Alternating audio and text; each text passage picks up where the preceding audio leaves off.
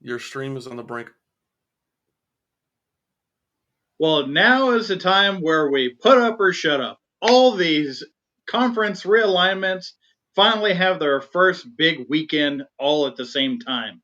We are going to break down a few of those matchups and get ready for a huge weekend in college football. My name's Ed Smith, and this is Total Sports Talk Beyond the Lights.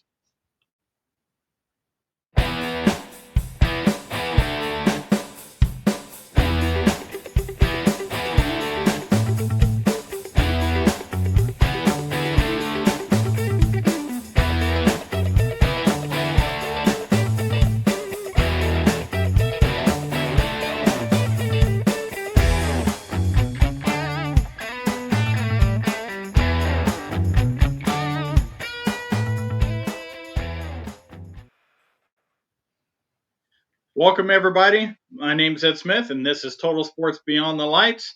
And this evening, I have with me Mr. David Street. What's up, everybody? David, have you been waiting for this as much as I have, waiting for all these conferences to finally have conference games with the new members of said conferences? I certainly have, both enthusiastically and also quite literally. Yeah, we've been talking about this and talking about this and talking season. We're almost a quarter of the way through the college football season, and we still haven't seen a weekend like this yet. And it is about time for this to go down. And the first game that we're going to be talking about tonight is uh, number 6 Tennessee going to Norman, Oklahoma for Oklahoma's first SEC game. Now, this is going to be a game that tests both of these teams for different reasons. I find that Tennessee is trying to get some national respect with Nico. You know, I still don't know how to say his name at quarterback, and then Jackson Arnold at quarterback for Oklahoma. Which one of these teams is for real? That is the question mark, because there have been questions about both of them heading into this game. David, what are some of the questions that you've been asking yourself about these two teams? Well, I think one question I have in mind is Josh Heupel still feeling salty about getting let go from the program where he won a national championship for them? And I think very, very much so. He is still salty about what happened. If you recall, he was the offensive coordinator for the Sooners about 10 years ago, and Bob Soups let him go. And I think, that was just I imagine there were no harsh feelings, but the head coach just felt like he needed to make a decision that was best for his program. And since then, he led the Sooners to a lot of great success. He took them to three, four straight playoff appearances. Like, I'm not saying that letting Heupel go was the sole reason why Oklahoma improved significantly, but it was at least part of that. And and then also just one thing that I'm looking at. Well, I've got questions for both teams, but when I look at Oklahoma, and when is Jackson Arnold going to have that breakout game? Because to be honest with you, Ed, uh, Jackson Arnold has not impressed me one bit this season. It's only been 3 games, but so far through 3 games, he has not thrown for 200 yards once. He's averaging less than 6 yards per pass attempt, and he has not faced a single team with a pulse this season. So, he's just I'm looking at his numbers, and just nothing about him really impresses me. And it certainly doesn't help him that his offensive line has allowed him to be sacked 3 times in each game. And then when I look at Tennessee has been hella impressive this year. And one of the things about about Tennessee that I don't want to say that I was wrong on per se, but just maybe something that I didn't foresee. So coming into the season, I thought Nico was going to have a Burrow-esque year. Like, maybe not put up the same statistical season that Burrow did in 2019, but Burrow-esque as in just in the way that he would carry that offense. But so far, it's been a balanced attack for Tennessee. And Nico certainly has not been bad by any means, but he hasn't really been sticking out as a player that's carrying Tennessee. To me, he's just sticking more so as a player who is not, screwing things up. He has been excellent for the role that he has been given, but so far, Tennessee's offense has been a very balanced attack. And I got to say, I definitely was not expecting that, from Tennessee's offense. Yeah, Tennessee's offense, I think back to the Hendon Hooker days where that offense, if you have a good distributor of the football, one that works within the system that Josh Heupel has set up for him, it's a I'm not going to say a can't miss system, but it's a system that is very easy to be successful in. And with Nico, given that he is actually more athletic than what Hendon Hooker was, I've I'm seeing that he is able to put together more dynamic performances than what we have seen out of this offense, especially with Joe Milton last year. So it is a new leaf for the Volunteers, but going into Norman, Oklahoma, this is going to be Nico's first true road game in an intimidating environment. Now, SEC football, it is bigger than life. It is very large stadiums, you know, completely crowded, everything like that. So that part of it, I'm not sure if he is going to be rattled at all by going into Norman, Oklahoma, but it's a different atmosphere in Oklahoma than it is, say, at Auburn or say at South Carolina. Those are different places altogether. So how he reacts to that adversity, being on the road and not playing in front of a crowd that is really cheering for him, but cheering against him, how does that affect the psyche of a young quarterback? That's what I'm interested to see there. But on the flip side, Jackson Arnold, you're absolutely right. He has not done anything that says, oh my goodness, this is going to be the guy long term as one of the best quarterbacks in the country. There's probably a dozen quarterbacks I can name off the top of my head that are better than Jackson Arnold right now. And that and I don't see much improvement, but he is getting a little bit better, a little bit better, a little bit better. So that'll be fine. But when it comes to this weekend, Tennessee's defensive line is going to have him just running.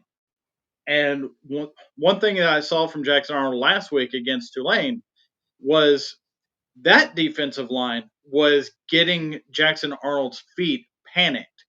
He was having to move. He was having to run around and get himself in other positions to see down the field. Well, when you've got Tennessee's defensive line coming after you, which is a market upgrade from what he faced last week, that that gives me caution about Jackson Arnold this week. So that's where they both starting quarterbacks have question marks. I do think that I, there's just something about Tennessee's run game and how dynamic it's become within that offense that I think can wear down OU's defense faster than what OU's offense is going to wear Tennessee's defense down. Would you agree with that? Yeah, absolutely. And I think Nico can afford to be less of a guy who carries this team because, as we've been talking about, it has been such a balanced attack for Tennessee. I mean, Dylan Sampson has been an absolute beast rushing for Tennessee, and you talk about Jackson Arnold, and I mentioned before that he's been sacked 3 times each in his first 3 games, so he's been sacked a total of 9 times, and that was against teams like Tulane, Houston, and who do they play the first game? UTSA. Well, the point is, uh, Oklahoma has not really faced any. great teams. They have not faced any teams with a pulse, and he's already been sacked 9 times. Well, now you have Tennessee coming into the season, and just imagine what that D line is going to do to Jackson Arnold. But as far as the game itself goes, I think Tennessee is going to win, but I think this game is going to be closer than a lot of people think. I think a lot of people are predicting a Tennessee blowout, and for good reasons too, because so far Tennessee has blown out every single team it has played. And you compare the two teams' resumes, compare the statistics, and pretty much everything favors Tennessee. But I think it's going to be a close game, and particularly because Tennessee is going to be on the road, and but just also, there's usually always. I cannot remember the last time any team just completely ran the gauntlet, like where they won every single game in the regular season by at least 20 points. I mean, even Georgia in 2021 had that close game against Clemson when they only won 10-3. But I cannot think of. I mean, the last team I can think of that had a truly dominant regular season was 2018 Alabama, but that was so rare. And I think Tennessee is due to have a game or two where they will have a scare, and I think Oklahoma is going to be one of those games, in my opinion. Yeah, I certainly see being in uh, being at Oklahoma could unsettle some nerves for the Tennessee team. However, I don't think it's going to be enough to have them lose this game.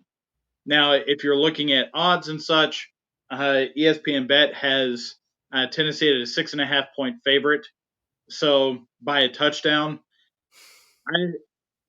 I don't think that's wrong, but I would def I would think that it might be a little bit more than that. Just the way it just depends on how the ball bounces, which in Norman it does seem to bounce funny in Oklahoma's direction. It's very weird. Um, but the predictions are coming in that 70 plus percent are that Tennessee is going to win. I'm with you.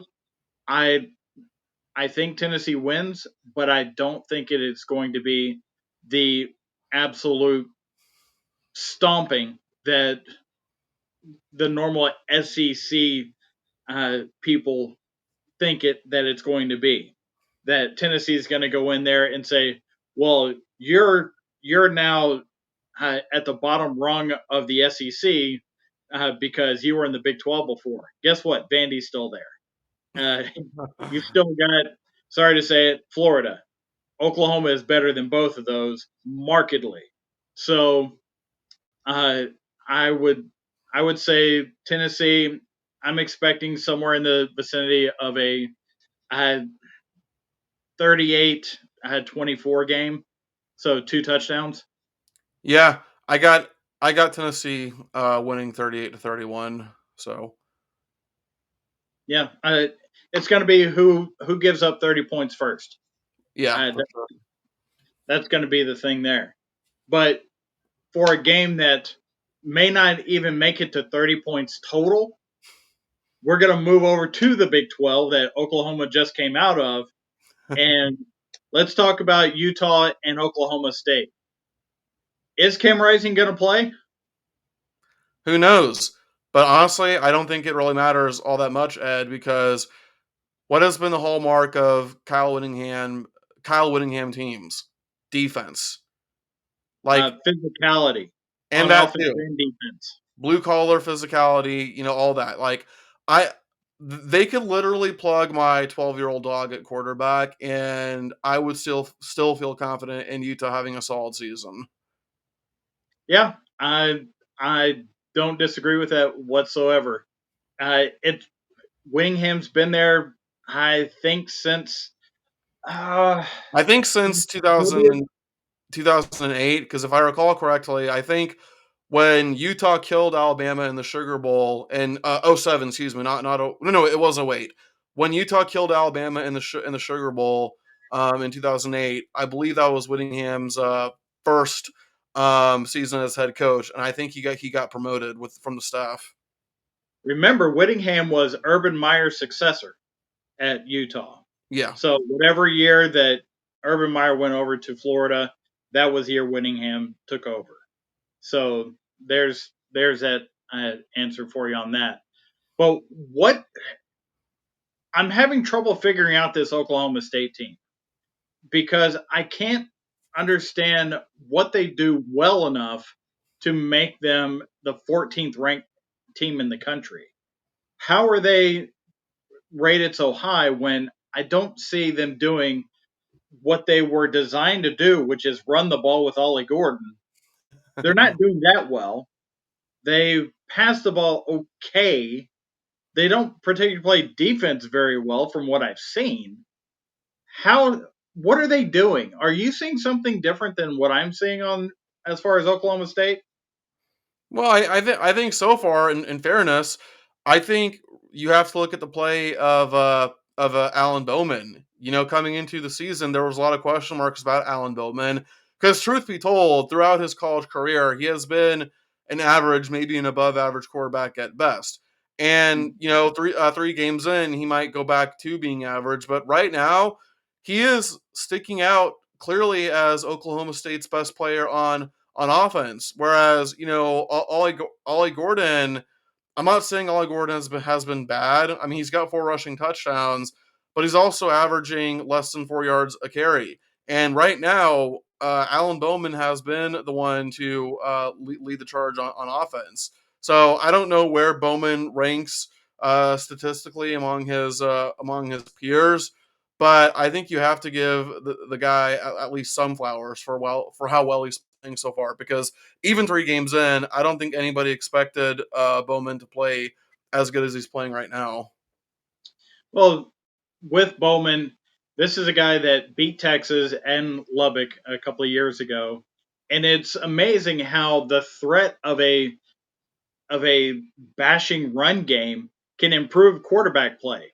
It's weird how that becomes a thing. So I totally get that point, and let's keep in mind Ollie Gordon did not have a great start to the year last year either. Yep, that's true. So, so but by the end of the year, he was close to 2,000 yards. Uh, that's that's just what they do, what they did throughout conference play. Well, here we are. We're getting into conference play here. This is a different type setting.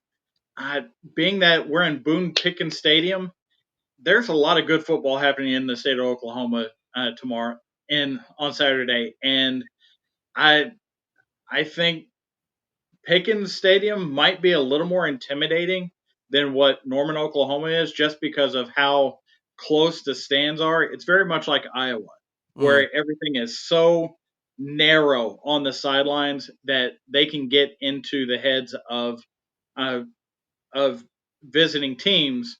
But to your point, Utah is very steadfast. They are just even keel no matter where they are, what they're doing, and that is a sign of their head coach.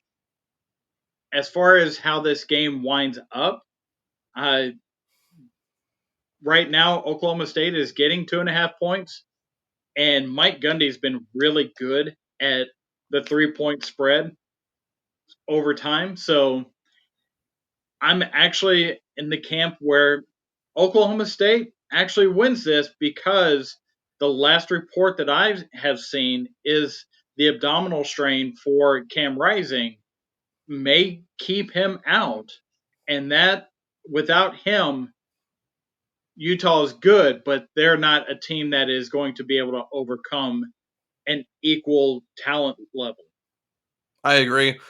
Also, I think Mike Gundy might be the best coach in all of college football if you eliminate the last 2-3 weeks of the regular season, because his teams always seem to start fast, but then they collapse in the end. The is Mike Gundy completely underrated for what he's accomplished in the 20 years he's been at Oklahoma at Okie State. I think in a way he has, because I remember 2011, I think it was 2011. They were only like a game away from competing for a national championship. Again, as I said, unfortunately for them, they collapsed in the end. And then there were a few other years where they were, right there.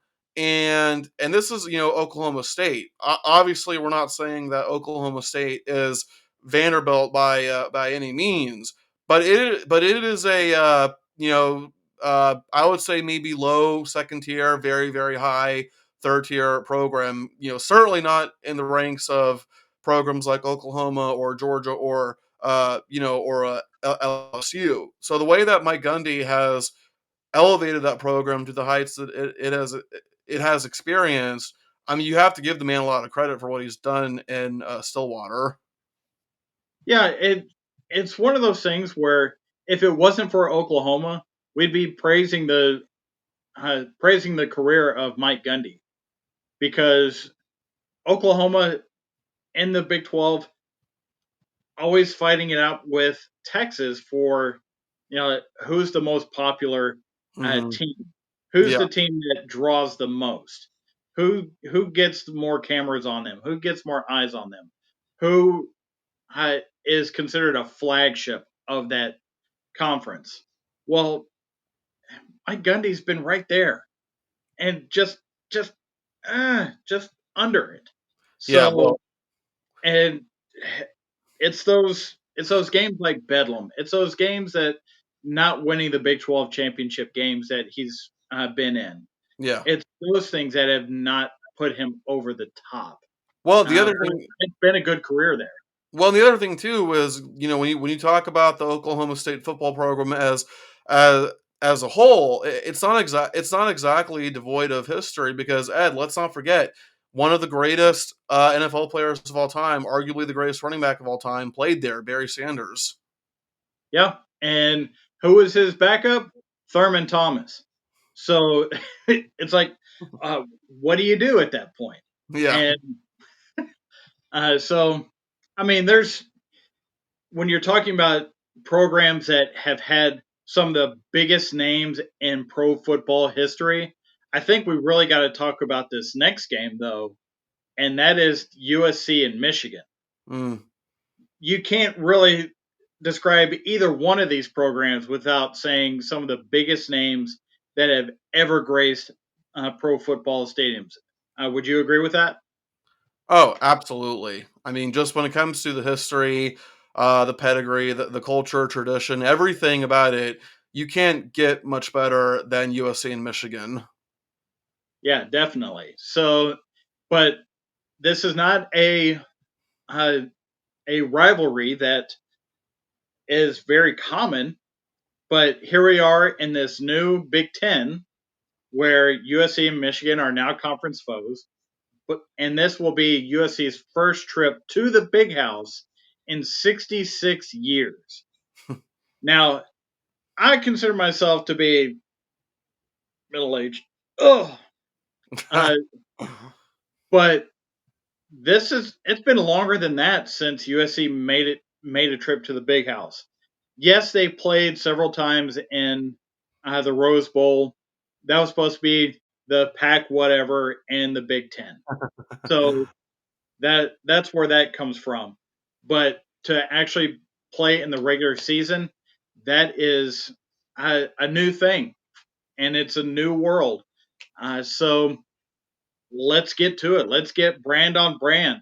I mean, yes, uh, in the in the non-conference matchups, Michigan went and played Texas, went ahead and had Texas come in.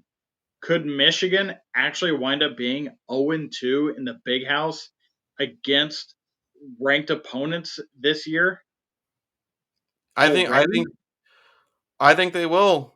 Ed, I mean, I've been beating a dead horse on this, but Michigan lost everyone. Maybe not literally everyone, but they lost a lot of people from last year. Like you can't lose that many people from your roster, including your head coach and your starting quarterback, and expect to just hum along again. Yeah, I think we all saw what Texas did to them, but from a team that lost just as many players, but it was the loss of the head coach and the starting quarterback that made the biggest difference in Exactly. that game. And the fact that Michigan, they don't know who their quarterback is. So who's actually running that offense? Because the two quarterbacks that they have do completely different things. And this, as of this week, Alex Orji is listed as the starting quarterback for Michigan. Do you think that's a good thing to go ahead and make that switch already for Michigan? Um, I think I think so. I think who was their quarterback? Who started last week? I knew you were going to ask me that, and my brain had just switched off for a minute. Well, that's okay. Even if you don't remember, I don't think there's anything wrong at all with wanting to switch things up against a team who is worse than Texas, but obviously still a very very good team.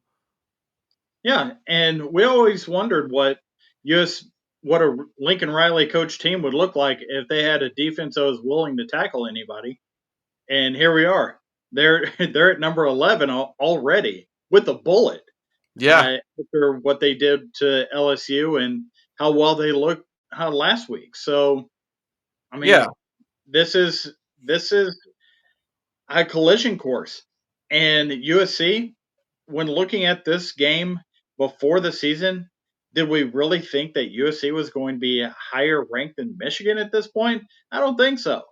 So here we are. It's a whole different ball game just a month into the season, and I, we're we are looking at maybe a changing of the guard already of what the Big Ten puts out there because now we have USC, we have Oregon uh, as two of the heavier hitters of the conference when we thought it was just going to be Ohio State and Michigan with the possibility of Oregon, staking their claim.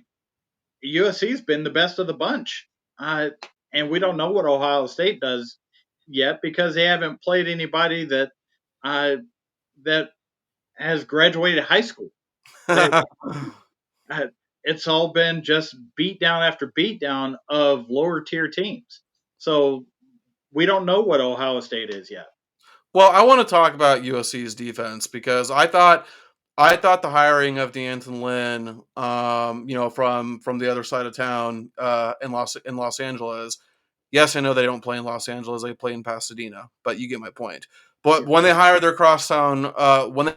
D'Anton Lynn from their crosstown rival UCLA, I thought that was a brilliant hire, and I remember basically ranting about like, why is this not getting any love? And people will talk about like, oh, well, Lincoln Riley coached defense and all that, as if Lincoln Riley even coaches defense in the first place.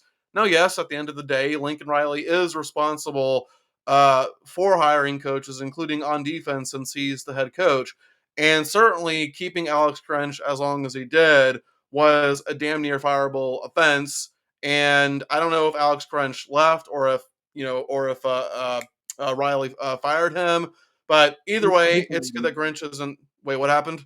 He fired him. Okay. Well, okay then. Yeah. Kudos to Lane Kiffin for finally having the balls to do what was right. And D'Anton Lynn totally turned around UCLA's defense. UCLA went from being a bad defense to top 10, top 15, top 20 defense in just 1 year. And I figured, okay, if he can do that at UCLA, imagine how he'll be able to fare at USC with much better talent. And again, it has been early, okay? 3 games in, or I guess for USC's sake, it's been 2 games in. But it's been early. But just keep some of these things in mind, all right? Number one, USC so far has held LSU to its lowest offensive outing, to 20 points. Number two, USC shut out Utah State. And Ed, trivia question: can you remember the last time that USC even pitched a shutout? I'm going to say it was during the Troy Polamalu days, which would So be in the early 2000s. You're close. I mean, you're not right, but you are very, very close. The last time that USC pitched a shutout on defense was 2011. So it had been 14 years since USC last had a shutout. And also consider this, all right? So far through two games, USC has held its opponents to a combined 20 points, with all 20 of those coming from LSU, all right? These are the point totals that USC's defense has held opposing offenses in the first two games from the last three seasons, okay? Last year, 42 points. Year before that, 42 points. Year before that, 49 points. So you can clearly see the effort and the very, very obvious improvement that USC has made on defense. And as I said, I thought hiring D'Anton Lynn was brilliant, and so far it's paying off for them. Yeah, and great points all the way around about that defense. And Michigan's defense has not really seemed to be as dominant as what we thought they would be coming into this season. So it it starts to lean even further on the lack of Jim Harbaugh being there. Yet, and we're finding out the same thing that we have talked about on this show over and over and over again, where a head coach that is taking over a very successful program mid-season is different than when you have that program to yourself the year after. And Sherman Sharon Moore is finding out in a bad way what the difference is between being an interim head coach when the head coach that put the program together is out, and being the program lead yourself. Mm. So Michigan, I as much as I hate to say it, the defending national champions are about to get embarrassed two times in their own house before they really get into the meat of their schedule. So, USC, the the one thing that truly does travel is defense, and I think USC has a better defense with, especially against an inept quarterback room. I've got USC putting up a very similar total to what Texas did, 31-12. Yeah, absolutely. I think USC is going to win this game. I think it's going to be like a 31-17 victory in favor of USC. And then, Ed, I think we talked about this I think we talked about this before. But when you talk about Sharon Moore taking over a great program, and honestly, the only college coach I can think of that took over for an already great program and still has them humming along is Ryan Day. When Ryan Day took over for Urban Meyer, and Ryan Day is probably going to get fired this year if the Buckeyes don't make the playoffs at least. It still goes back to that stat. You can win every game on your schedule as the Ohio State coach. Mm-hmm. But if you lose to Michigan 4 years in a row, you are gone. It doesn't matter what other record that you have outside of that. Or at the very least, if you lose to Michigan for the fourth year in a row, then you better win a national championship because that's the only thing that will make fans forgive you. I don't think that's even going to do it. I don't think that would do it. I think that the only way that Ryan Day could even possibly make up for losing to Michigan again this year is if they met up in the playoff and Ohio State was able to beat Michigan in the playoffs That's a good point. going to the national championship. And That's Ed, the only way it's going to matter. well, and Ed, let's also not forget that while it's true that that Jim Harbaugh lost to Michigan 3 or 4 years in a row, ultimately what gave Jim Harbaugh some grace was the fact that he played for Michigan, Mhm. whereas Ryan Day, other than being the head coach at Ohio State, has no history, no affiliation with that program whatsoever. and it's not going to help that there's a head coach in waiting as their OC and Chip Kelly. That is that if the offense does well and they still either don't win the national championship or they don't beat Michigan, it'll be because of the defense. And guess what? Ryan Day's out, Chip Kelly is in. Because if that offense is humming along, Chip Kelly is going to take credit for it, even though Ryan Day has been the offensive guy for that program up to this point. Mm-hmm. So we will certainly see on that. Uh, David, are there any other games that you're keeping an eye out for this weekend?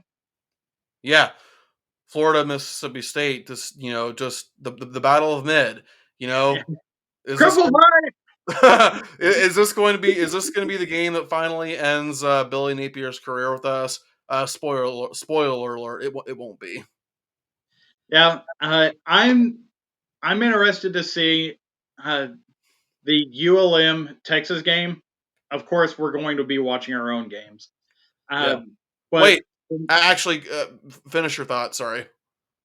for ULM against Texas, two things that I'm going to be keeping an eye on. One, I'm keeping an eye on what is the response of this Texas team after gaining the number one uh, position in the AP poll, because I have seen it with my own eyes.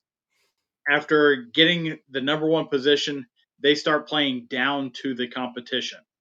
And that can't happen if they are going to really make a run at this going forward.